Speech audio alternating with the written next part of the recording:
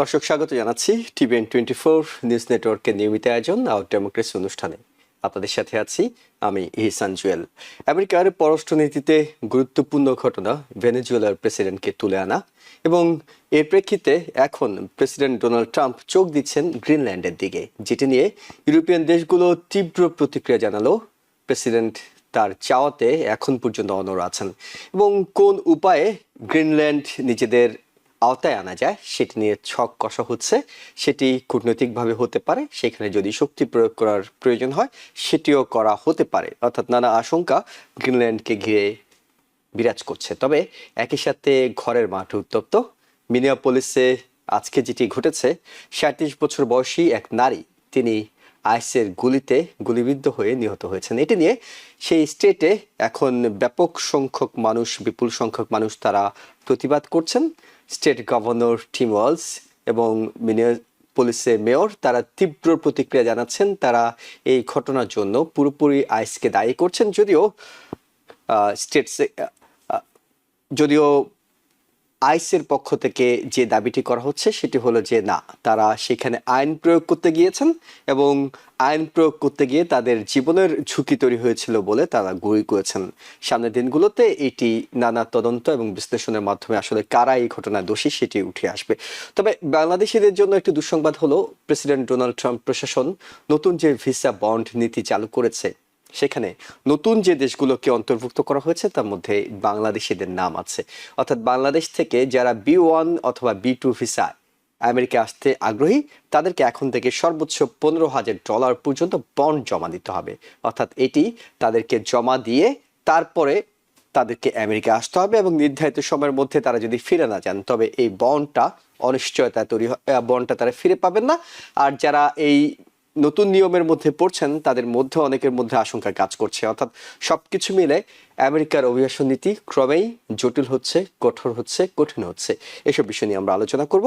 আলোচনার জন্য আমরা আমন্ত্রণ জানিয়েছি school of science and allied হেলথের প্রফেসর ডক্টর মহসিনী পাটোয়ারি এবং একই সঙ্গে সাউদার্ন ইউনিভার্সিটি অফ ব্যাটন রুজের ইংরেজি বিভাগের সাবেক চেয়ারম্যান প্রফেসর ডক্টর মুনির মুস্তফা আলী। আপনাদের দুজনকে স্বাগত জানাচ্ছি। প্রফেসর ডক্টর মহসিনী পাটোয়ারি, শুরুতে যে বিষয়টি অর্থাৎ আমাদের দর্শকদের জন্য, বাংলাদেশি কমিউনিটির জন্য গুরুত্বপূর্ণ, সেটি হলো এই ভিসা বন্ডের যে নতুন নিয়মটি করা হয়েছে। সেখানে এশিয়ান বেশ কিছু দেশ আছে, তবে আমরা পাকিস্তান, ভারতের মতো দেশগুলোকে সেখানে দেখিনি। নেপাল, ভুটানের মতো দেশের পাশে বাংলাদেশের নাম আছে এবং অন্যান্য অনুন্নত দেশগুলোর নাম আছে। বাংলাদেশের নামটি এই জায়গায় অন্তর্ভুক্ত হওয়াতে এটির প্রভাব আসলে কি পড়তে যাচ্ছে বাংলাদেশিদের জন্য? তো বটেই, এটি আন্তর্জাতিকভাবে বা অন্যান্য দেশগুলো বাংলাদেশের এই অভিবাসন নীতিটা কতটা কঠোরভাবে সামনের দিনগুলোতে প্রয়োগ করতে পারে? আপনাকে অসংখ্য ধন্যবাদ। দুটো জিনিস, একটা হলো বাংলাদেশের নাম এখানে আসাতে একটা পারসেপশন তৈরি হতে পারে যে বাংলাদেশের কোনো যুক্ত হয়েছে কেন, হয়তো বাংলাদেশিরা এখানে এসে ওভার স্টে করে ওরা যায় না, এই ধরনের একটা পারসেপশন আসতে পারে। সত্যিকার ভাবে ডেটাটা কি সেটা আমরা জানি না। তবে যে আপনি বললেন যে B1 and B2, যেটা আপনার ব্যবসায়িক ভিসা আর পর্যটন ভিসা, যে দুইটা আর কি, 5 থেকে আপনার $15,000 কথা বললেন, যেটা আমাদের 6 থেকে 19 লাখ টাকা যেটা আমাদের লাগে আর কি। এবং এটা কিন্তু বন্ড হিসাবে ধরা হয়েছে, এটা ইজ নট এ ফি। সুতরাং আমার ধারণা অনেকেই যারা ব্যবসায়িক, তারা যারা আমেরিকা পর্যটনে আসতে পারে, তারা হয়তো এই বন্ডের টাকাটা তাদের জন্য সমস্যা হবে না। কিন্তু কিছু লোক আছে এটা অতিরিক্ত একটা বার্ডেন হয়ে যাবে। যেমন ছেলে মেয়েরা এখানে পড়াশোনা করে, রাইট, পড়াশোনা করে, তারা এটা অতিরিক্ত একটা টাকা তাদের জোগাড় করতে হবে, জোগাড় করে বন্ড হিসাবে রাখতে হবে। এটা আমি মনে করি ওই টাকার থেকেও ওই পারসেপশনটা কিন্তু আমার কাছে ভালো লাগছে না, যে আমরা যে ওভার স্টে করি কিনা, আমাদেরকে কেন লিস্টের মধ্যে ঢুকানো হলো, একটা ব্যাপার। যে এই বন্ডটা তো আগামী জানুয়ারি থেকে শুরু হবে এবং এটা পরীক্ষামূলক 1 বছরের জন্য ওটা বলা হয়েছে। তবে যুক্তরাষ্ট্রে তো আমরা জানি, আমি অন্যদিকে যাচ্ছি না, যুক্তরাষ্ট্রে আমরা জানি এর আগেও প্রেসিডেন্ট ট্রাম্প তার এক্সিকিউটিভ অর্ডারে যারা H1B ভিসা আসবেন এই দেশে, সেখানে আপনার $1,500 মতো খরচ হতো তখন ফি বাবদ। এখন সেটাকে $1 লক্ষ করা হয়েছে। যদিও এটা যারা দরখাস্ত করে তারা হয়তো দিবেন না, এমপ্লয়াররা হয়তো দিবে, বাট স্টিল এটাকে যে একটা, এখন এটা ভালো মন্দ আমি দুটো দিকে আছে। একটা দিক যেরকম আমাদের বাণিজ্য মন্ত্রী বলেছেন, লিপনিক, উনি বলেছেন যে আমেরিকাতে অনেকগুলো লিডিং ইউনিভার্সিটি আছে ওয়ার্ল্ডের। এই লিডিং ইউনিভার্সিটি গুলোতে ছেলেপেলেরা পড়াশোনা করে তারা বের হয়, এরা ব্রিলিয়ান্ট স্টুডেন্ট। এদেরকে তোমরা ট্রেন করো না কেন? তোমাদের ম্যান পাওয়ার দরকার, এদের ট্রেন করো না কেন? এইটা একটা। আরেকটা জিনিস আমি ভিতরে আন্ডারলাইন যেটা আমি বুঝতেছি, যে সায়েন্স, টেকনোলজি অ্যান্ড ক্রিটিক্যাল এরিয়াতে বিদেশি নন হোয়াইট লোকজনের যাতে করে প্রাধান্য এখানে হতে না পারে, এটা আন্ডারলাইন, এটা আমার just idea, I may be wrong. এটা একটা হতে পারে, কারণ বর্তমান সরকারের যেই কথাবার্তা, নিয়ম কারণ, এতে করে আমি সেটা একটা ইয়ে করতে পারছি আর কি। এবং এটার জন্য আপনার ইভেন H1B ভিসারও কিন্তু অ্যাপ্লিকেশন সংখ্যা কমে গেছে, প্রায় 100,000, 1 লাখের মতো কমে গেছে যদিও আর কি। তো এই জিনিসগুলো আমি মনে করি আমাদের জন্য একটা পার্সপেক্টিভের ব্যাপার, পারসেপশনের ব্যাপার। 2 number is more than the মানি যেটা আমরা বন্ড হিসাবে দিতে হবে, তার জন্য বলে আমি মনে করি। জি, ডক্টর মনির মোস্তফা আলী, আপনি যদি এই বিষয়ে কিছু যোগ করতে চান তাহলে সেটি আমরা শুনবো। তবে আমরা আলোচনাটা মূলত আপনার সাথে যেটি করতে চাই, মিনেপোলিসে আইসের এজেন্টদের হাতে গুলিবিদ্ধ হয়ে এক মহিলার মৃত্যুর বিষয়টি, আমরা সেই ঘটনায় যাওয়ার আগে সিএনএন এর সৌজন্যে আমরা ভিডিওটি পেয়েছি, অর্থাৎ গুলি করার যে ভিডিওটি সেটি পেয়েছি। আমরা একটু দর্শকদেরকে সেটি দেখিয়ে আসতে চাই, তারপর আপনার কাছে প্রশ্ন করছি। Killed that lady in that car. It's a lady right there in that car, y'all. Y'all know who car this is? Tell them to come check on their people.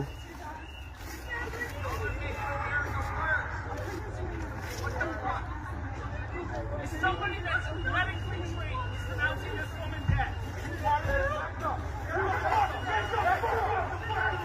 Doctor Monir Mostafa Ali, আমরা ঘটনাটি দেখছিলাম এবং এরপরে আমরা দেখছি যে সেখানে অনেক বিক্ষোভ হচ্ছে, সেখানকার গভর্নর কথা বলছেন, মেয়র কথা বলছেন, সবাই প্রতিক্রিয়া জানাচ্ছেন, দেশব্যাপী অনেকে এটা নিয়ে প্রতিক্রিয়া জানাচ্ছেন। আপনার প্রতিক্রিয়াটি একটু শুনতে চাই, যে অভিবাসন নীতি কঠোর হচ্ছে, কিন্তু সেটি আসলে এই ধরনের ভয়ঙ্কর ঘটনায় রূপ নেওয়াটা কতটা দুঃখজনক? আগে আমি অভিবাসনের ব্যাপারে কিছু অ্যাড করতে চাই। মহসিন ভাই খুব ভালো বলেছেন, কিন্তু কিছু জায়গায় একটু আমার মনে হয় মিস হয়েছে। যেটা হলো ওই যে আপনিও যেটা উল্লেখ করেছেন যে 5 লক্ষ, 10 লক্ষ, 15 লক্ষ টাকার যে ব্যাপারটা, বাংলাদেশি যারা B1 এবং B2 ভিসায় এখানে আসবে, ওখানে কিন্তু যেমন পাটোয়ারি ভাই বললেন যে যাদের ছেলেমেয়েরা এখানে পড়াশোনা করে, তাদের বাবারা হয়তো অতটা ধনী না, মা বাবারা, তাদের জন্য এই 5 লাখ, 10 লাখ বা 15 লাখ খুব একটা বেশি বড় ধরনের অঙ্ক হতে পারে। ওখানে কিন্তু আর একটা অপশন আছে, সেটা হচ্ছে একেবারে জিরো হতে পারে। এটা কিন্তু ডিপেন্ড করে কনসুলার যে অফিসার, যিনি যে ভিসা অফিসার, সেই ভিসা অফিসারের উপর তিনি কিন্তু জিরো করতে পারেন। এটা আমি অ্যাড করতে চেয়েছিলাম। তো এখানে ব্যাপার হলো, আসলে আমার মনে হয় তারা ইন্ডিভিজুয়াল এটাকে ইভালুয়েট করবে এবং তাদের ইভালুয়েশনের ভিত্তিতে এই চাঁদাটার পরিমাণটা তারা নির্ধারণ করবে। কাজেই হ্যাঁ, অভিবাসনটা একটু কঠিনতর হবে, এতে কোনো সন্দেহ নেই।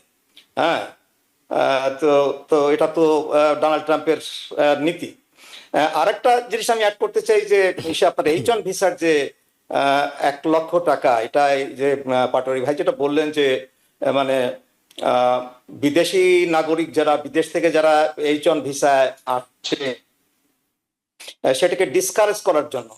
দেখেন, আপনি একটা জিনিস খেয়াল করবেন, যে এই যে টেকনোলজি, মানে সায়েন্স অ্যান্ড টেকনোলজি, এই দিকটা কিন্তু আমেরিকান সিটিজেন যারা, বা আমেরিকার যারা আমরা যাদেরকে বড়লোক ভাবি আর কি, ধনী বলেন বা পলিটিশিয়ান বলেন, তাদের ছেলেমেয়েরা কিন্তু এই টেকনোলজিতে পড়াশোনা করেন। আপনি খেয়াল করে দেখবেন যে তারা দেখবেন যে আপনার এই ইঞ্জিনিয়ারিংও যায় না, তারা মেডিকেলও যায় না, তারা দুটো প্রফেশন বেছে নেয়, একটা হচ্ছে ল আর একটা হচ্ছে বিজনেস। এই দুটো জায়গায় কিন্তু আপনার আমেরিকার দেখবেন। তো তাতে এই যে H1 ভিসায় যেটা করেছে, সেটা কিন্তু আমার মনে হয় যে US টেকনোলজি তো আপনার এনভি অফ দ্য ওয়ার্ল্ড, বড় বড় কোম্পানিগুলো এখানে, বড় বড় যে টেকনোলজি মানে যার উদ্ভব হয়েছে এখানে, হ্যাঁ, এবং সেগুলো চলেও কিন্তু আপনার এই H1 ভিসা বা বিদেশি যারা ইঞ্জিনিয়ার বা বিদেশ থেকে যারা এখানে পড়াশোনা করতে এসেছে, ইঞ্জিনিয়ার হয়েছে, তাদের দ্বারাই কিন্তু এটা পরিচালিত হয়। কাজেই আমি মনে করি যে এই ব্যবস্থাটা দীর্ঘায়িত হলে হয়তো দেখা যাবে ইউনাইটেড স্টেটস ক্ষতিগ্রস্ত হবে। কিংবা এই এখন মেধাগুলো আইসির হয়তো ব্যাপারটা অন্য দেশমুখী হবে। একটা বিষয় আছে যে এই প্রযুক্তিগত মেধা যাদের রয়েছে, তারা যারা আমেরিকায় এসে কাজ করার কথা ভাবতেন, তারা হয়তো পশ্চিমের অন্য কোনো দেশে শিফট করবেন আস্তে আস্তে। অন্যদিকে যাবে, তারা হয়তো চায়নায় যাবে, তারা হয়তো অন্য কোনো উন্নত দেশে যাবে, তারা এদিকে ওকে, আসাটা এই বন্ধ বিষয়টি মোটামুটি পরিষ্কার। আমরা মিনিয়াপলিসের ঘটনা নিয়ে আপনার সাথে শুনতে চাই। মিনিয়াপলিসের যে ঘটনাটা ঘটেছে, দেখেন এটা খুবই দুঃখজনক। কারণ এই যে যে ইয়েটা মানে এখন তো দুটো পক্ষ হয়ে গেছে। একটা হচ্ছে যে আইস এবং ফেডারেল গভর্নমেন্ট, তারা বলছে তারা সেলফ ডিফেন্সের জন্য এই যে মহিলাটাকে গুলি করেছে। আসলে এটা আপনি যে ভিডিওটা দেখালেন, আমি ভিডিওটা আগেও দেখেছি। এখানে আমরা কি দেখলাম, এটা কি আমরা এই মানে কোনো ভেহিকুলার ই করার জন্য, মানে অ্যাক্সিডেন্ট করানোর জন্য কি এই মহিলাটা চেষ্টা করেছে? সে যখন বুঝতে পেরেছে যে তাকে টার্গেট করা হয়েছে এই আইস দ্বারা, হ্যাঁ, তখন সে কিন্তু শি ট্রাই টু মুভ। আমরা সেটাই তো দেখেছি, তাই না? এটা তো আমরা দেখিনি যে গাড়িটা সেই আইস অফিসারদের দিকে যাচ্ছে, তাদের দিকে যাচ্ছে না। এই যে যে ইউএসএ যে ব্যাপারটা, মানে ধরেন একটা চেঞ্জ হতে পারতো, এই মহিলাটাকে ধরা যেত। কিন্তু আমি একটা জিনিস খেয়াল করেছি বহু বছরের দেশে বাস করার ফলে, সেটা হলো এখানকার যারা ল এনফোর্সমেন্ট অথরিটি, তারা খুব ট্রিগার হ্যাপি। মানে মুহূর্তের মধ্যে তারা ওই ট্রিগারে চাপ দিয়ে একটা এই যে মানে মৃত্যু ঘটায়। হ্যাঁ, এখানে তো আপনার পাবলিকের মধ্যে তো এই আপনার সে অস্ত্রজনিত মৃত্যু এখানে প্রচন্ড, মানে ভেরি ভেরি হাই। আর সেখানে যদি আপনার ল এনফোর্সমেন্ট অথরিটিস যদি এইভাবে মানে কথায় কথায় গান ইউজ করে, তাহলে তো খুবই মুশকিল, এবং সেটাই হয়েছে আজকে।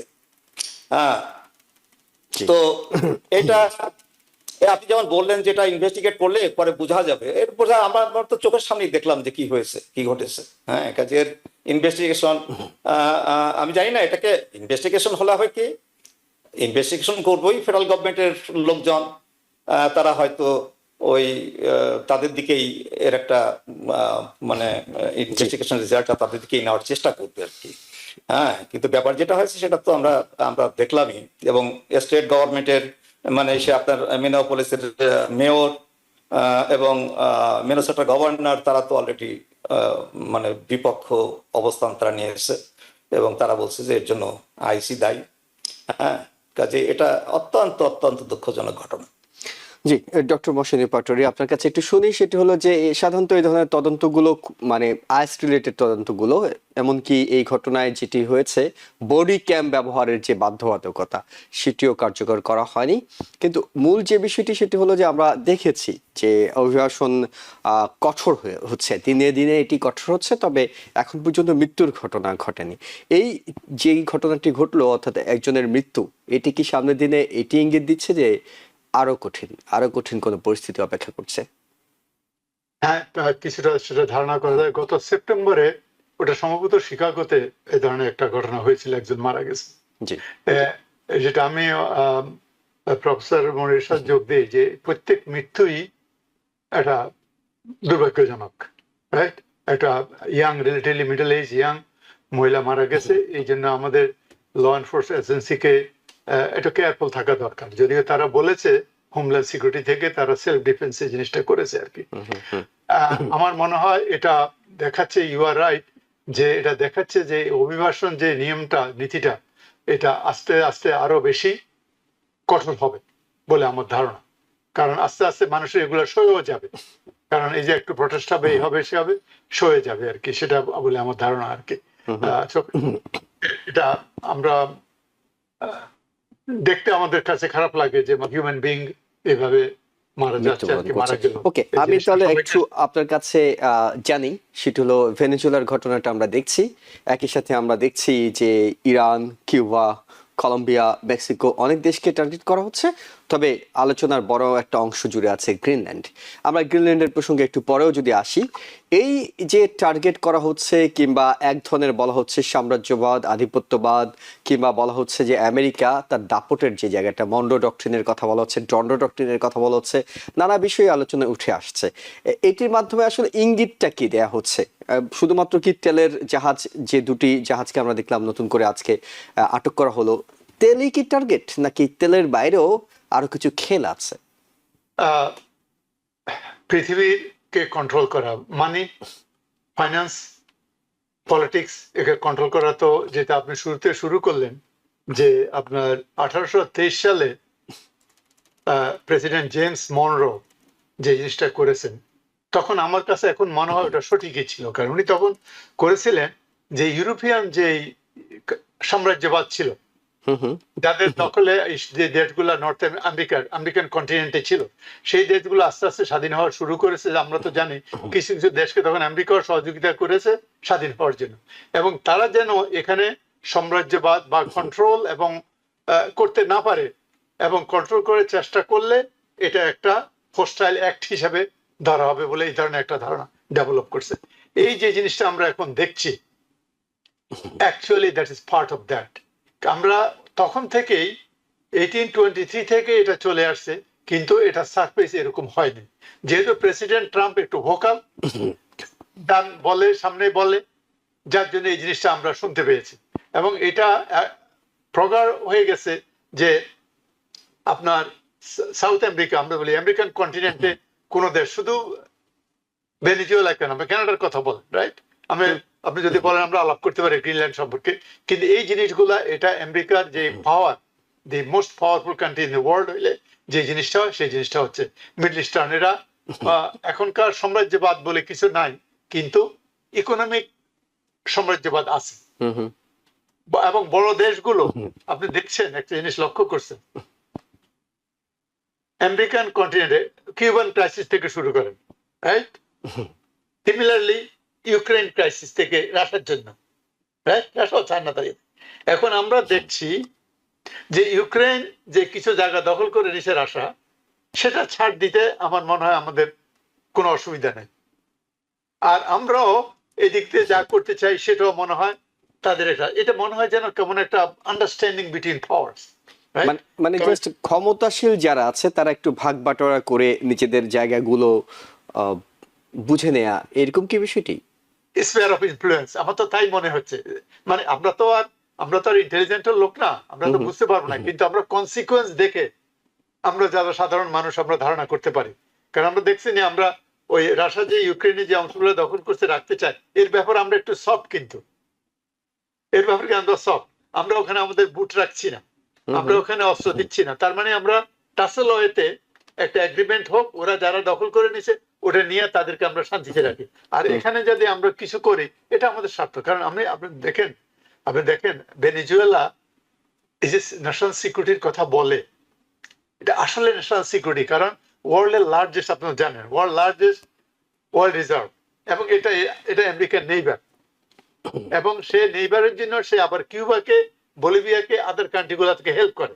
সুতরাং তাকে আমেরিকার যে স্বার্থ, আমেরিকার যে তেলের দরকার 100 বছর, নেক্সট 100 বছর, 200 বছর, আমাদের যে এনার্জি দরকার, এনার্জি সিকিউরিটি যেটা, সেই এনার্জি সিকিউরিটির জন্য এই জিনিসটা হয়েছে, যেটা মাদুরো রাজি হয় নাই টু গিভ, যেটা করতে হয়েছে। এখন এটা ন্যায় হয়েছে, অন্যায় হয়েছে, এটা বলা মুশকিল, বলতে আমরা যাব না, কিন্তু এটা হলো স্ট্র্যাটেজি আর কি। আমেরিকার ইন্টারেস্টে, আমেরিকার সিকিউরিটি ইন্টারেস্টে আমেরিকা মনে করেছে যে এটা আমাদের দরকার, এটা আমরা করেছে। এবং আদার বৃহৎ শক্তিরা যদিও হয়েছে করে সিকিউরিটি কাউন্সিলে, হয়েছে এটা একটু করবে, কিন্তু এখানে কিছু করার নেই, যেহেতু ভেটো পাওয়ার আছে। এটা United National Security Council will become a non functional, just ডিবেটের জায়গা, আসলে কাজের কোনো জায়গা না, এবং বিবৃতি দেওয়ার জায়গা, ডিবেট করার জায়গা, নিন্দা জানাবেন, দুঃখ করবেন, এইসব বিষয় বলবেন, এর বাইরে কোনো কিছু তাদের সুযোগ নেই। তবে এটা যদি আপনি গ্রিনল্যান্ড সম্পর্কে বলতে চান, আমি বলতে পারি, যদি পরে আমরা আসছি। তাহলে প্রফেসর ডক্টর মনির মোস্তফা, আপনার কাছে একটু শুনি, সেটি হলো যে এই যে সাম্রাজ্যবাদ যেটি বলা হচ্ছে, এটি রাশিয়া এবং আমেরিকার একটা গোপন প্রস্তুতি, অর্থাৎ আমি কিছু নেব, তুমি কিছু নিবা, এরকম একটি আন্ডারস্ট্যান্ডিং এর মধ্য দিয়ে তারা এগুচ্ছে। এটির সাথে গ্রিনল্যান্ডের যে সামনে ভবিষ্যৎ, অর্থাৎ প্রেসিডেন্ট ডোনাল্ড ট্রাম্প যে প্রস্তুতি নিচ্ছেন গ্রিনল্যান্ড বিষয়ে, সেটা কতটা তিনি বাস্তবে রূপ দিতে পারবেন? এরকম একটা অভিযোগ কিন্তু আসছে একজন দায়িত্বশীল ব্যক্তির কাছ থেকে। তিনি ডোনাল্ড ট্রাম্পের ফার্স্ট টার্মে আপনার রাশিয়া বিষয়ক একজন অ্যাডভাইজার ছিলেন। উনি কিন্তু কাল বোধহয় বলেছেন যে এরকম একটা চুক্তি হয়েছে রাশিয়া এবং আমেরিকার মধ্যে, রাশিয়া ইউক্রেনকে নিয়ে নেবে এদিকে আমেরিকা ভেনেজুয়েলাকে নিয়ে নেবে, এরকম একটা গোপন চুক্তি ওদের মধ্যে হয়েছে। হয়তো এরকম একটা আন্ডারস্ট্যান্ডিং হতে পারে, যেহেতু আমাদের ট্রাম্প এবং পুটিন তারা বন্ধু মানুষ, তাদের মধ্যে এরকম একটা আন্ডারস্ট্যান্ডিং হতে পারে। আমি তাতে খুব একটা মানে আমি খুব একটা অবাক হব না সেটা যদি হয়ে থাকে। গ্রিনল্যান্ডের ব্যাপারে, গ্রিনল্যান্ড কিন্তু আগেও কেনার চেষ্টা করা হয়েছে। মন্ডো ডক্ট্রিন খুব সুন্দরভাবে পাটোয়ারি ভাই এক্সপ্লেন করলেন, এবং সেটা সঠিক। আমরা গ্রিনল্যান্ডের যে জিওগ্রাফিক্যাল যে লোকেশন, সেটা যদি আমরা দেখি, সেটা কিন্তু কানাডার পাশেই, কানাডা থেকে বেশি দূরে না। কাজে এটা নর্থ আমেরিকায়। কাজেই সেই মন্ডো ডক্ট্রিন এর ধারা ধরে সেটা যদি আমেরিকা নিয়ে নেয়, তাহলে সেটা এমন যে খারাপ কিছু তা না। তো মন্ডো ডক্ট্রিনের সাথে আমি আরেকটা জিনিস যোগ করব, সেটা হলো, হ্যাঁ এটা কমপ্লিকেটেড, হ্যাঁ পাটোয়ারি ভাই হাসছেন, এটা কমপ্লিকেটেড, কারণ আপনার ডেনমার্ক তো নেটোর একজন মেম্বার, এবার আমেরিকাও নেটোর একজন মেম্বার। হ্যাঁ, এখানে তো এই যে যুদ্ধ করে এটা নেওয়া, এটা তো একটা সাংঘাতিক ব্যাপার। তার মানে তাহলে তো নেটোই ভেঙে যাবে। হ্যাঁ, কাজে এটা সলা পরামর্শের মাধ্যমে ওই যে কেনাকাটা, যেমন কিছু পয়সা টয়সা দিয়ে যদি ডেনমার্ক থেকে নিয়ে নেওয়া হয়, সে ব্যাপারে আমি বলবো যে এটা আমি খারাপ কিছু দেখি না। দেখেন, আরেকটা কথা আছে, ম্যানিফেস্ট ডেস্টিনি। এই যে ক্যালিফোর্নিয়া কিভাবে নেওয়া হলো, ক্যালিফোর্নিয়া তো নেওয়া হলো ওই ম্যানিফেস্ট ডেস্টিনির দোহাই দিয়ে। সেটা হলো ক্যালিফোর্নিয়া যখন গোল্ড পাওয়া গেল, তখন মেক্সিকোর কাছে প্রস্তাব দেওয়া হলো যে তারা 15 মিলিয়নের বিনিময়ে তারা কিনে নিতে চায়। তারা যখন অস্বীকৃতি জানালো যে তারা বিক্রি করবে না, তখন তারা যুদ্ধে গেল এবং যুদ্ধে গিয়ে তারাই করলো আর কি। তো ট্রাম্প তো আপনার যে আমরা যে নেটোর কথাটা বললাম, তো তাহলে তো নেটো ভেঙে যাবে। হ্যাঁ, তো নেটো ভেঙে গেলে ট্রাম্পের কি আসে যায়? হ্যাঁ, এটা কিন্তু আমাদের আবার দেখতে হবে। ট্রাম্প কিন্তু এই যে ধরেন ইউএস পলিটিশিয়ানস, হয়তো কংগ্রেস তারা খুব ওরিড হবে যে এই নেটোকে ভেঙে দেওয়া যাবে না। অনেক পলিটিশিয়ানরা তারা খুব হবে, কারণ এটা তো একটা কার্যকর একটা কি অর্গানাইজেশন নেটো। হ্যাঁ, কিন্তু ট্রাম্প তো নেটোর ধারে না। কাজেই ট্রাম্প যেটা বলবে সেটা হয়তো সে করার চেষ্টা করবে, এবং সেক্ষেত্রে আমার কেন যেন একটা সন্দেহ হয় যে সে কিন্তু তার ফার্স্ট টার্মে কিন্তু গ্রিনল্যান্ডের কথা বলেছিল, এবং এবার কিন্তু সে শুরুতেই বলে দিয়েছে, এবং তাই সে বলেছে যে তার হাতে সব ধরনের অপশনই খোলা থাকবে। হ্যাঁ, কাজে সে চেষ্টা করবে বন্ধুসুলভ ভাবে তাদের কাছে প্রস্তাব দিয়ে যদি কিনে নেওয়া যায়, তাহলে সেইভাবেই হবে। আর তা না হলে সে বলেছে যে সে অস্ত্র করতে হলে সেটা সে করবে। হ্যাঁ, কাজে এখানে আমার কেন যেন মনে হয় যে তার চোখটা যখন গ্রিনল্যান্ডের উপর পড়েছে, তখন হয়তো আমার মনে হয় যে সে এটা করার চেষ্টা করবে। কারণ ট্রাম্প কিন্তু হাংরি ফর ফেম, মানে এভার লাস্টিং ফেম। হ্যাঁ, সে তার একটা মার্ক সে রেখে যেতে চায়। সে তো নিজেকে মনে করে যে এই যে 250 বছরের যে ইতিহাস আমেরিকার, এবং 250 বছরের যে যতগুলো প্রেসিডেন্ট আসছে, তিনি তো এখন কি 47, right? 47 47 president. So out of 47. these, he is the best. He is the best president. So তিনি বেস্ট হিসেবে যদি থাকতে চান, তার তো রিমার্কেবল একটা কিছু করতে হবে। সেই রিমার্কেবল একটা কিছু করতে গেলে এই যে আমেরিকান এক্সপ্যানশনিজম, হ্যাঁ, এটাকে এক্সপ্যান্ড করা, এই এক্সপ্যান্ড করার মধ্যে হয়তো এই যে ভেনেজুয়েলার দিকে হাত দিয়েছে, আবার কলম্বিয়া মেক্সিকোকে একটু থ্রেট দিয়েছে, হয়তো কিউবাকে এক খাবার দিয়ে নিয়ে নিতে পারে যে কোনো সময়। হ্যাঁ, আর গ্রিনল্যান্ডকে যদি নেওয়া যায়, তাহলে তার ওই যে ইভারলাস্টিং যে একটা ফ্যান, যে আগ্রহটা তার তৈরি করে দেওয়া, এটা হয়তো পূরণ হবে, এবং সেটা হয়তো সে করার চেষ্টা করবে। জি, ডক্টর মহসিন পাটোয়ারি, আপনার কাছে একটু শুনি। সেটি হলো যে যুদ্ধ ছাড়া যদি আমেরিকা মনে করে যে গ্রিনল্যান্ড আমাদের দরকার, কূটনৈতিকভাবে আলোচনার টেবিলে বসে নানা ছল চাতুরি হতে পারে, ছককুশি হতে পারে, প্রলোভন হতে পারে, কিংবা বুঝিয়ে শুনিয়েও হতে পারে। যদিও নেটোর দেশগুলো আপত্তি জানাচ্ছে, কিন্তু যদি আমেরিকা যুদ্ধ করে আদায় করতে যায়, তাহলে তারা কিন্তু পরিষ্কার বুঝতে পারছে যে নেটোর অস্তিত্ব বলে কোনো কিছু থাকবে না। কারণ হয় তাদের নেটোর অস্তিত্ব রাখতে হলে আমেরিকার সঙ্গে সরাসরি যুদ্ধে লিপ্ত হতে হবে, আর যদি সেটি না হতে চায় বুঝিয়ে শুনিয়ে কোনোভাবে, অর্থাৎ বিকল্প কোনো অপশন আপনি দেখছেন কিনা? গ্রিনল্যান্ডটা আমেরিকা মনে করছে তাদের সিকিউরিটির জন্য দরকার, অর্থনীতির জন্য দরকার, নানা কারণেই দরকার, কারণ সেখানে গ্রিনল্যান্ডের আশপাশে চাইনিজ এবং রাশিয়ান জাহাজগুলো ঘুরতে দেখা যাচ্ছে, সাবমেরিনগুলো ঘুরতে দেখা যাচ্ছে, নানা বিষয় তো আছেই। তো অপশন কি আসলে? না, আপনাকে অসংখ্য ধন্যবাদ। প্রফেসর মোস্তফা ও কিছুটা বলেছেন, আমি ওনার সাথে একটু যোগ করে নিই।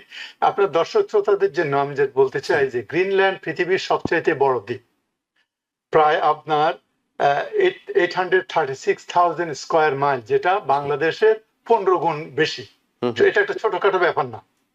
আর এটা যে আমাদের যে স্ট্র্যাটেজিক ইম্পর্টেন্ট, তার কারণ হলো এটার মধ্যে আনট্যাপড মিনারেল রিসোর্সেস, যে রেয়ার আর্থ যেগুলো বলে, সাংঘাতিক সম্পদ এখানে আছে, রাইট?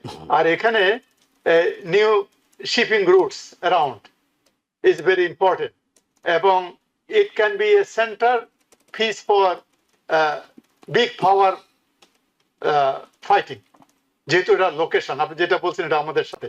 এবং একটা জিনিস আরো আমি অ্যাড করতে চাই এখানে, এই যে গ্লোবাল ওয়ার্মিংটা হচ্ছে, এই গ্রিনল্যান্ডের মাত্র 20% হলো বসবাসযোগ্য, আর 80% হলো বরফে ঢাকা। এই যে গ্লোবাল ওয়ার্মিং হচ্ছে, এই যে পোলার আইস যে মেল্টিং হচ্ছে, মেল্টিং হওয়াতে আজ থেকে 200 বছর পর বা 300 বছর পর বা 500 বছর পর আপনি দেখবেন গ্রিনল্যান্ডে হিউজ অ্যামাউন্ট অফ ল্যান্ড আপনার ক্লিয়ার হয়ে গেছে বসবাসের জন্য। এটা একটা কিন্তু ফার রিচিং কিন্তু একটা চিন্তা ভাবনা, এটা আজকের জন্য না। আজ থেকে 500 বছর পর যে আমেরিকান জন্ম হবে, তখন তারা ভাববে প্রেসিডেন্ট ট্রাম্প এই কাজটা করে গেছে, রাইট? এই জিনিসগুলো আমাদের চিন্তা করে দেখতে হবে। সুতরাং গ্রিনল্যান্ড আমেরিকার জন্য is very very important, not only political, is also militarily, is also economically. আমি বলি, আমি এর সাথে যোগ দেই প্রফেসর মোস্তফার সাথে। আমার ধারণা, before the end of president Trump's this term, there will be something happen with Greenland. Either শান্তি ভাবে, এবং এটা আমার ধারণা শান্তি ভাবেই হবে, কারণ আমাদের ফরেন সেক্রেটারি যাচ্ছে ডেনমার্কের সাথে দেন দরবার করতে। দেন দরবার করে ওনারা দেখবে এট দি এন্ড, তারা জানে দেন দরবারে আমার হলো ভালো, ওই তাল গাছটা আমার, হ্যাঁ, যা বলে তাল গাছটা সেটা আমার। সুতরাং এটা যদি হয়, তখন তারা বুঝতে পারবে যে বাবা শেষ পর্যন্ত কিছু টাকা নিয়ে এলো, ছেড়ে দে, অন্ততপক্ষে আমরা সেই জিনিসটা করি। এটাই আমার সম্ভাবনা বেশি হবে। সেটা না হলে নেটোর মধ্যে যে একটা সংঘাত হবে, সেই সংঘাতে এটাও আমি বলে দিতে পারি, NATO will not come to fight with America. আপনার মন কষ্ট হবে, মনটা খারাপ লাগবে, কিন্তু আমেরিকা জানে নেটো আমেরিকার সাথে যুদ্ধ করতে আসবে না। সুতরাং ওই যে ভেনেজুয়েলাকে যেভাবে করা হয়েছে, গ্রিনল্যান্ড তার 10 ভাগ 100 ভাগের 1 ভাগ এফোর্টও লাগবে না আমেরিকা গ্রিনল্যান্ডকে দিতে। বা ওই যে ইয়েতে ইরাকে যে যুদ্ধ করছে, আফগানিস্তানে 20 বছর যুদ্ধ করতেছে, এখানে 20 দিনও যুদ্ধ করতে হবে না। সুতরাং এটা একটা সম্ভাবনা। তবে আমার কাছে আলোচনার মাধ্যমে this is the best option. ওদের সাথে আলোচনা করে ওরা বুঝতে পারবে আমরা এটাকে ছাড়বো না, আমাদের দরকার কিছু টাকা পয়সা নিয়ে, যদিও কংগ্রেসের ইয়ে লাগবে, অ্যাপ্রুভাল লাগবে, বাট আমার মনে হয় দ্যাটস দি বেস্ট হয়। আমরা রিলেশনশিপ ঠিক থাকলো, ব্যবসা বাণিজ্য ঠিক থাকলো, এদিকে আমাদের স্ট্র্যাটেজিক যে সিকিউরিটি, ন্যাশনাল সিকিউরিটি ইন্টারেস্টটা সার্ভ করলো। ওকে, ছোট্ট করে জানি প্রফেসর ডক্টর মুন্নীর মুস্তফা আলী, সেটা হলো ধরে নিলাম আপসরপা হলো না, একেবারে যুদ্ধ একটি পরিস্থিতি তৈরি হলো। গ্রিনল্যান্ড তো একা বিষয় নয়, ডেনমার্কের একার কোনো বিষয় নয় যে এটি শুধুমাত্র ডেনমার্ক করবে। ফ্রান্স, জার্মানি, ইটালি, ইউকে, অনেক দেশই তো আছে। তারা এখন যে সুরের প্রতিক্রিয়া দেখাচ্ছে, এখন যেভাবে বলছে, তারা কিন্তু নিজেরা টের পাচ্ছেন যে এই বিষয়টি হয়ে গেলে সেটি তাদের ইগোর জন্য, ইমেজের জন্য, অস্তিত্বের জন্য, ভবিষ্যতের জন্য। অর্থাৎ যে কেউই তো মনে করতে পারে তখন, ঠিক আছে তোমরা আসলে একটা ভঙ্গুর ইউরোপিয়ান ইউনিয়ন, তোমাদের নেটো ভঙ্গুর, সবকিছু মিলে তারা কি এই জায়গাটাতে এইটুকু ছাড় দেবেন যে মানে পুরো গ্রিনল্যান্ড নেয়া মানে তো সবাইকে এক ধরনের গালে থাপ্পড় বসিয়ে দেয়া, সে থাপ্পড় খেতে কি তারা রাজি হবেন? এখানে আমাদের দেখতে হবে যে যদি যুদ্ধে যায়, ইউনাইটেড স্টেটস যদি ডিসিশন নেয় যে তারা মানে শান্তিপূর্ণভাবে না পেলে তারা যুদ্ধে যাবে, এবং সেই যুদ্ধে ইউরোপিয়ান দেশগুলো, নেটোভুক্ত যে দেশগুলো, এই নেটোটা যদি ভেঙে যায়, তাদেরকে অ্যানালাইজ করতে হবে যে তাহলে ক্ষতিগ্রস্ত কে হবে। নেটো ভেঙে গেলে ক্ষতিগ্রস্ত কি ইউরোপ হবে নাকি আমেরিকা হবে? আমেরিকা কিন্তু এত বড় শক্তি, তার ওই নেটোর বোধহয় অতটা যতটা নেটোর প্রয়োজন আমেরিকাকে। হ্যাঁ, তো সেক্ষেত্রে আপনার ইউরোপিয়ান দেশগুলো যদি একটু সিকিউর থাকতে চায় তাহলে নেটো তাদেরকে ধরে রাখতে হবে আমেরিকার কারণে। হ্যাঁ, কাজেই তাদের উচিত হবে এই গ্রিনল্যান্ডের জন্য মানে এই ডেনমার্ককে সাপোর্ট দিয়ে সেটাকে রক্ষা করতে পারবে। রক্ষা কি করতে পারবে? রক্ষাও করতে পারবে না, নেট থাকবে। এখানে আরেকটা কিন্তু পার্টি আছে, সে পার্টিটা হচ্ছে গ্রিনল্যান্ডার্স, যারা ওখানে বাস করে। হ্যাঁ, খুব বেশি লোক বাস করে না, আমার মনে হয় কত 40-50 হাজারের মতো, বা তার একটু বেশি। কত 57? 57,000। আচ্ছা, তো তাহলে দেখেন তারা কি চায়। তারা কিন্তু ওই ডেনমার্কের আন্ডারে থাকতে চায় না, তারাও কিন্তু ইন্ডিপেন্ডেন্ট চায়। হ্যাঁ, তা এখানে ইউনাইটেড স্টেটসের আরেকটা অপশন আছে, সে অপশনটা হচ্ছে যে ঠিক আছে আমরা ওখানে কি করবো না, আমরা ওই দেশ চালাবো না, ওই যারা চালাচ্ছে ওরাই চালাবে, গ্রিনল্যান্ডই চালাবে, ওদের স্বাধীনতাটা দিয়ে দাও, ডেনমার্কের কাছে দাবি করবে। হ্যাঁ, এবং তারপরে গ্রিনল্যান্ড ধরেন ইন্ডিপেন্ডেন্ট হয়ে গেলে তারা হয়তো ইউএস এর সাথে যোগ দিতে পারে, আর যোগ না দিলেও ইউএস এর প্রোটেক্টরেট হিসেবে থাকতে পারে। মানে ওই সমস্ত জায়গায় আপনার আরো কিছু আইল্যান্ড আছে। আমি ঠিক এই মুহূর্তে নাম করতে পারছি না, আরো কিছু আইল্যান্ড আছে যেগুলো ইন্ডিপেন্ডেন্টলি তারা দেশ চালায়, কিন্তু ইউএস এর সেখানে যথেষ্ট আছে, আপনার ইনফ্লুয়েন্স আছে। এখানে এসে গ্রিনল্যান্ডে যদি ইউএস মানে ঘাঁটি তো অলরেডি আছে, সেটা যদি এক্সপ্যান্ড করে আরো বড় ঘাঁটি টাটি করে তাতে তাদের অসুবিধা হবে না। তো এরকম একটা ব্যবস্থা করা যায়। কাজেই এই গ্রিনল্যান্ডের জন্য ইউরোপ যদি যুদ্ধে যায় সেটা তাদের জন্য একটা অসম্ভব ভুল সিদ্ধান্ত হবে। এটা তাদের করা একদমই উচিত হবে না। আসলে আমার মনে হয় ঠান্ডা মাথায় তাদের মানে আমাদের ট্রাম্প তো আমি ধরে নেবো একটা মানে সে যেটা বলে সেটা সে করতে চান। হ্যাঁ, কাজেই সে এই পাটোয়ারি ভাই যখন বললেন যে হয়তো by the end of his term সে ওটা নিয়ে নেবে আর কি। হ্যাঁ, তো সেরকম ইচ্ছা যদি তার থাকে, এবং আমার মনে হয় তার সেই ইচ্ছাটা আছে। হ্যাঁ, কাজে তার ইচ্ছা থাকলে he will find a way. হ্যাঁ, কাজে এটা আমার মনে হয় ইউরোপিয়ানদের হবে একটা নেগোসিয়েশনে গিয়ে এটা শান্তিপূর্ণভাবে একটা ফয়সালা করা। জি, প্রফেসর ডক্টর মহসিনুর পাটোয়ারি, আমরা একটু বাংলাদেশ। জি 10 সেকেন্ড। হ্যাঁ, 10 second on this, G 10 second. এই যে প্রফেসর মুস্তফা আলী বললেন যে ওরা যদি স্বাধীন হয়, রাইট, স্বাধীন হলে তখন ইয়েস ভাই $25,000 হলো জিডিপি ওদের, রাইট। আমেরিকা ওখানে গেলে ম্যাসিভ মানি ইনজেক্ট হইলে ওখানে $40-50,000 যদি বছরে জিডিপি হয়, এমনিই তো ভাই মানি মেক সেন্স। তা তো আর চাইতে হবে না, বললাম এখন বলো যে আমাকে একটা 51st স্টেট হিসেবে। হ্যাঁ, রাজি আছি, বা ওই যে পুর্টোরিকোর মতো। হ্যাঁ, এটা একটা সম্ভাবনা কিন্তু আছে। সেপারেট করতে পারলে that is one step, second step এটা করে দিতে পারবে। হ্যাঁ, এটা একটা ভালো অপশন হতে পারে যে আমরাই নিলাম না, ওরাই চলে আসলো। ওরাই চলে আসলো। ওকে, মহসিনুর পাটোয়ারি, আপনার কাছে একটু জানি বাংলাদেশ প্রসঙ্গে। বাংলাদেশের নির্বাচনের তো মাসখানেক সময় আছে, এর মধ্যেই আমরা দেখছি নির্বাচনী জোটগুলো গঠন করা হয়েছে, কিন্তু সবকিছু বিশ্লেষণ শেষে মনে হচ্ছে একটা মধ্যপন্থা ও ডানপন্থার একটা আগামী দিনে নির্বাচনী যে কি বলা যায় এটাকে প্রতিযোগিতা, যদি আমরা বলি সুন্দর শব্দে যদি বলি প্রতিযোগিতা, সেটি হতে যাচ্ছে যে মধ্যপন্থা এবং ডানপন্থার একটি জোট হচ্ছে, এবং সেই ব্লক এর দিকেই বাংলাদেশ ঝুঁকছে। কি দেখছেন মানে সামনের দিনগুলোতে এই পন্থীরা কত দূর যাবে, এবং শেষ পর্যন্ত যেদিকে বাংলাদেশ ডাইভার্ট করার চেষ্টা করা হচ্ছে এটি কতটা সফল হবে? এখানে কতগুলো জিনিস আমি আগে একটু ইয়ে করে, এই যে বিভিন্ন বিশ্ববিদ্যালয়গুলোর নির্বাচন রেজাল্ট তো আমরা দেখেছি আর কি, এটা একটা জিনিস।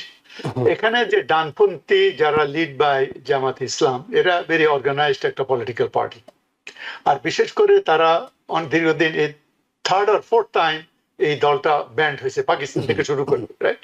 যখনই কোনো রাজনৈতিক দল ব্যান্ড করা হয় তখন কিন্তু তাদের অর্গানাইজিং পাওয়ারটা বেড়ে যায়, তাদের কানেকশনটা বেড়ে যায়। তারা ওইভাবে অর্গানাইজ করে বিভিন্ন জায়গায় ইনফিল্ট্রেট করে আওয়ামী লীগের ভিতরে, বিএনপির ভিতরে, ছাত্রলীগের ভিতরে করে তারা আস্তে আস্তে আস্তে ওই বাঁচার জন্য যা করে আর কি মানুষ স্ট্র্যাটেজিক্যালি ওরা করে, ওরা এতটুকু হয়ে আসছে। এবং ওরা ডানপন্থী যে ইসলামপন্থী দলগুলো আছে সেগুলোকে নিয়ে তারা করেছে। তার মধ্যে আবার কিছু ভেরি এক্সট্রিমিস্ট আছে, যেমন কেউ কেউ শুনছি বলতেছিল যে কোনো মহিলা সাংবাদিক থাকতে পারবে না, বা কোনো মহিলা মিটিং এ থাকতে পারবে না, অতটুকু। কিন্তু যদিও জামাত অতটুকু না, কিন্তু তাদের মধ্যে এই ধরনের লোকগুলো আছে।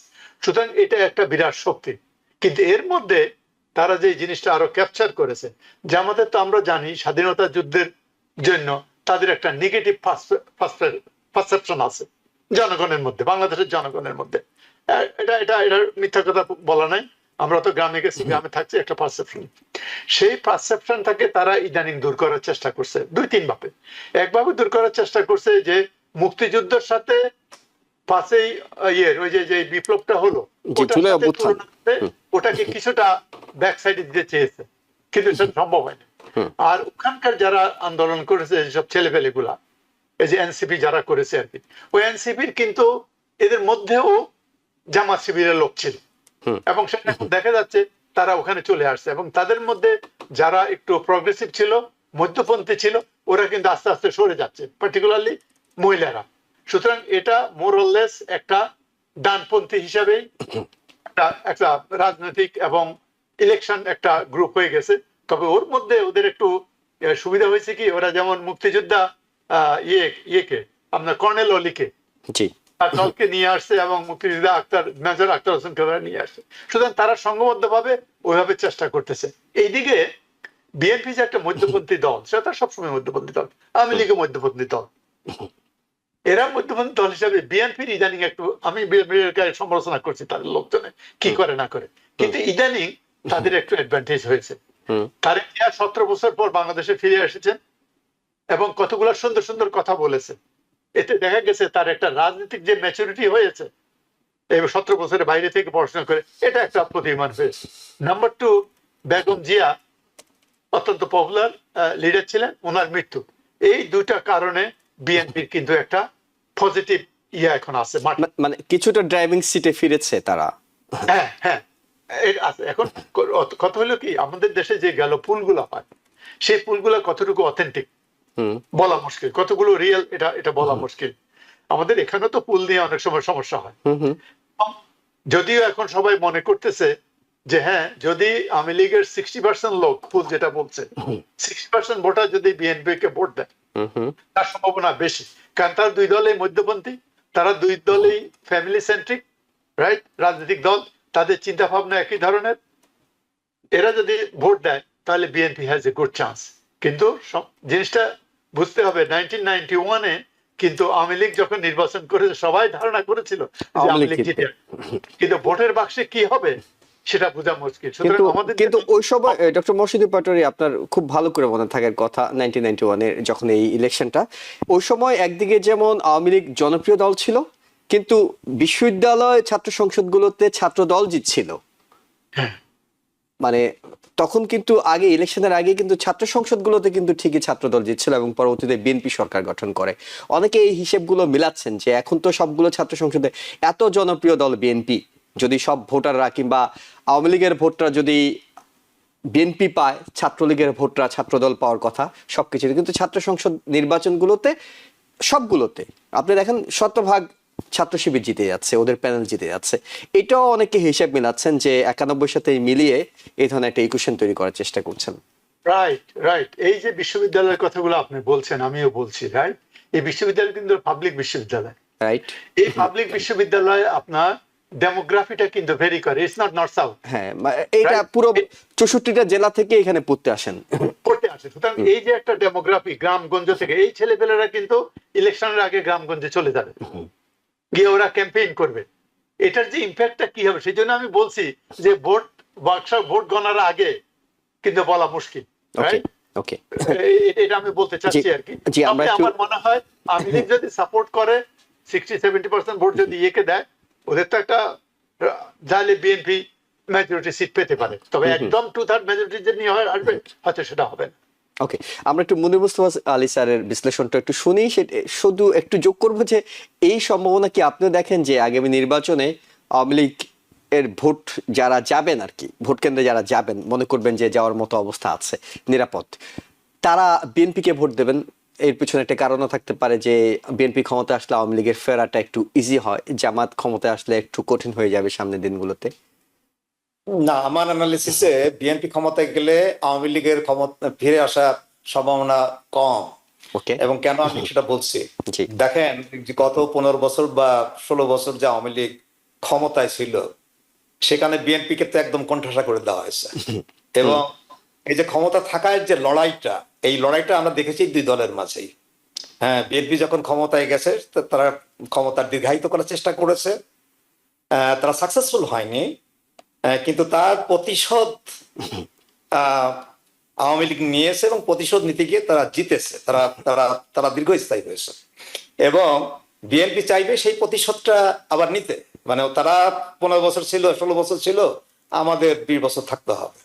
হ্যাঁ, এটা কিন্তু এটা আমার মনে হয় আওয়ামী লীগের মাথায় এটা আছে। আচ্ছা। আর একটা জিনিস মানে পাটোয়ারি ভাবে বললেন যে দুটো দলই মধ্যপন্থী, কাজেই মধ্যপন্থীরা তো মধ্যপন্থীদেরকেই ভোট দেবে। আমি কিন্তু এই আইডিওলজিক্যাল ইয়েটা ক্যালকুলেশন যে তারা ভোট দেবে তা না। আপনার এই যে গত যে 17 মাস গেল, এই 17 মাসে কি হয়েছে? আওয়ামী লীগের এই যে যে মামলা আপনার যে ভায়োলেন্সের শিকার হয়েছে, এটা কোন দল দ্বারা হয়েছে? এটা কি জামাত দ্বারা হয়েছে নাকি বিএনপি দ্বারা হয়েছে? এটাও কিন্তু ক্যালকুলেশনে রাখতে হবে। এটা কিন্তু বেশিরভাগই হয়েছে বিএনপির দ্বারা। জামাত বরং তাদেরকে প্রোটেকশন দিয়েছে। হ্যাঁ, এবং বেশ অনেক কিছু অনেক অনেক উদাহরণ আছে যে তারা জামাত আওয়ামী লীগকে প্রোটেকশন দিয়েছে। এখানে একটা জিনিস পাটোয়ারি ভাই বলেছেন যে জামাতের অর্গানাইজেশন অত্যন্ত ভালো, তাদের স্ট্র্যাটেজি, তাদের নিয়ম কানুন, তাদের চিন্তা ভাবনা অত্যন্ত মানে প্রগাঢ়, অত্যন্ত ম্যাচিউর। এবং দেখুন যে এই ভোট পাওয়ার জন্য তারা কি কাজটা করেছে, মানে আওয়ামী লীগের যদি বলেন যে অত্যাচারের শিকার, সেটা যে শুধু বিএনপি হয়েছে তা তো না। আপনার জামাতের কতগুলো নেতা যারা শীর্ষ স্থানীয় নেতা ছিল, তাদেরকে বিচার টিচার করে তাদেরকে ফাঁসি দেওয়া হয়েছে। তারপরেও কিন্তু তারা আওয়ামী লীগের উপর অতটা অত্যাচারী হয়ে ওঠেনি, বিএনপি যতটা অত্যাচারী হয়েছে এই গত 17 মাসে। এটাও কিন্তু তাদের রাজনীতির একটা একটা একটা ভালো স্ট্র্যাটেজি। হ্যাঁ, তা আমি বলবো যে দেখেন জামাত দক্ষিণপন্থী, জামাত শরিয়া ল কায়েম করতে চায়। জামাতের রাজনীতি আওয়ামী লীগও পছন্দ করে না, বিএনপিও পছন্দ করে না, এবং আমি জানি না বাংলাদেশের কোনো রাজনৈতিক দল এদেরকে পছন্দ করে কিনা। তো এদের যদি ক্ষমতায় বসানো হয়, তাহলে এদের সরানোর জন্য সবাই কিন্তু আবার উঠে পড়ে লাগবে। তখন দেখা যাবে যে বিএনপি আওয়ামী লীগ আবার এক হয়ে এই জামাত গভর্নমেন্টকে সরানোর জন্য তারা আবার মাঠে আন্দোলনে নেমে গেছে। হ্যাঁ, কাজেই এই যে পাটোয়ারি ভাইয়ের যে ক্যালকুলেশন যে আওয়ামী লীগের লোক ইয়েকে ভোট দেবে, আপনার যে ছাত্র ইউনিয়নের যে ভোটগুলো হয়েছে, ওখানে আমার মনে হয় যে ছাত্রলীগ লিনিং যে ছাত্ররা, তারাও কিন্তু জামাতকে ভোট দিচ্ছে। আদারওয়াইজ মানে এইভাবে সুইপিং রেজাল্ট হতে পারে না জামাতের পক্ষে, মানে ছাত্র শিবিরের পক্ষে।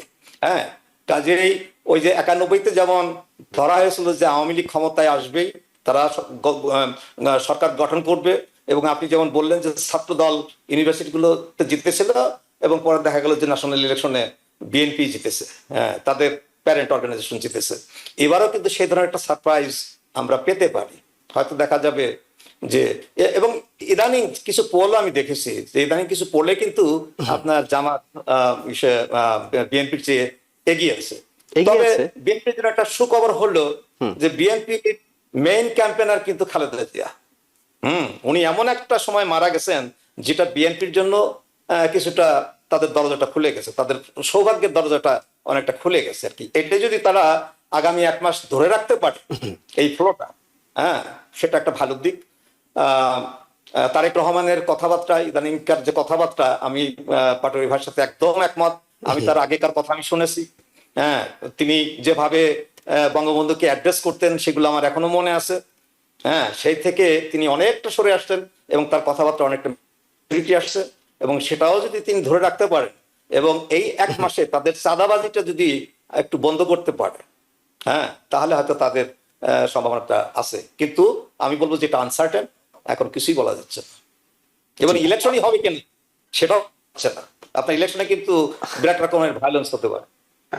প্রফেসর সাহেব, আমি কিন্তু বলি নাই যে 60, আমি অ্যাডভোকেট করি নাই যে 60% আওয়ামী লীগ বিএনপি কে ভোট দিতে হবে। আমি বলছি যে একটা পুলকে ইয়ে করে বলছি যদি চায় তাহলে, যদি আমি কথাটা বলেছি, and I am nobody to suggest though, right? সুতরাং আমি ওই কথা বলেছি। আমরাও আসলে মানে এই যদি কিন্তুর মধ্যে আছি যে আওয়ামী লীগের ভোটগুলো কোথায় যাবে, জাতীয় পার্টি তো ইলেকশন করছে তাদের দিকেও যায় কিনা, সেখানেও একটি বিষয় আছে। অনেকগুলো বিষয়ে আলোচনা হতে পারে, তবে সবচেয়ে বড় অনিশ্চয়তার একটা জ্যোতিচিহ্ন তো প্রফেসর ডক্টর মুনীর মুস্তফা আলী বসে দিচ্ছেন যে যদি ইলেকশন হয় কিনা সেইটা নিয়েও অনেক অনিশ্চয়তা এখনো আছে। কারণ অনেক প্রার্থীর প্রচারণা কিংবা অনেক নেতাদের বডি ল্যাঙ্গুয়েজ বলছে তারা এখনো পুরোপুরি নির্বাচন কেন্দ্রিক হননি, মাত্র 1 মাস সময় আছে, কিন্তু এখনো তাদেরকে নির্বাচন কেন্দ্রিক হতে দেখা যাচ্ছে না। যাই হোক, আমাদের হাতে তো সময় থাকবেই, আপনাদের সাথে এর মধ্যে আলোচনা হবেই, নির্বাচনের আগে অনেকবার কথা হবে এবং দর্শকদেরকে আমরা সেই বিশ্লেষণগুলো জানানোর সুযোগ পাবো। আজকের মতো আমরা শেষ করছি। আপনাদের দুজনকে অসংখ্য ধন্যবাদ আপনাদের মূল্যবান সময় এবং মতামতের জন্য। একই সঙ্গে দর্শক যারা দেখছিলেন আপনাদেরকেও ধন্যবাদ জানিয়ে আগামীকাল রাত 8টায় আবারও আওয়ার ডেমোক্রেসি অনুষ্ঠান দেখার আমন্ত্রণ জানাচ্ছি। ভালো থাকবেন। টিবিএন 24 টেলিভিশন দেখতে আজই কল করুন 7187776556। লগ ইন করুন www.totalcablebd.com। নিউ ইয়র্ক থেকে সম্প্রচারিত টিবিএন 24 টেলিভিশন বিশ্বজুড়ে বাঙালির কণ্ঠস্বর।